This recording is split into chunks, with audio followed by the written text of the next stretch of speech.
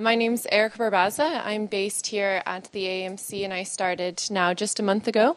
And my project, well, first to tell you a bit about myself. My background is in health sciences, so a mix of public health, social sciences and political sciences.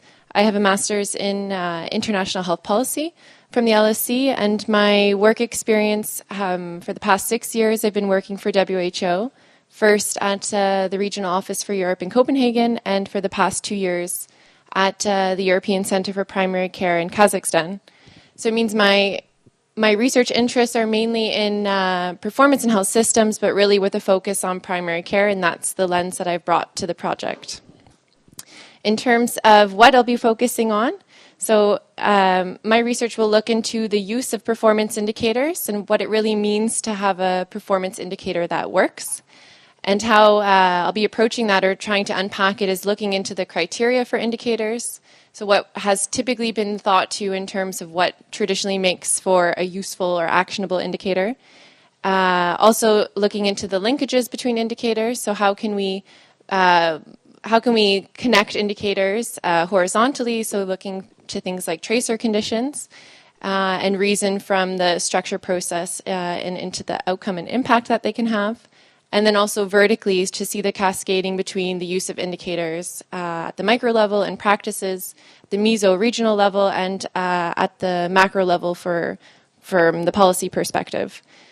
How exactly I'll be doing that? So in this first month that we've been here, tried to map out a bit in terms of some of the research questions that translate into the first paper. So looking into what that criteria is, applying that to the perspective of primary care, so trying to build on some of the work that I started with WHO and the work that's ongoing there to monitor and measure primary health care across the countries of the WHO European region, and seeing how we can make best use of the available data that exists to look between systems for information that is meaningful.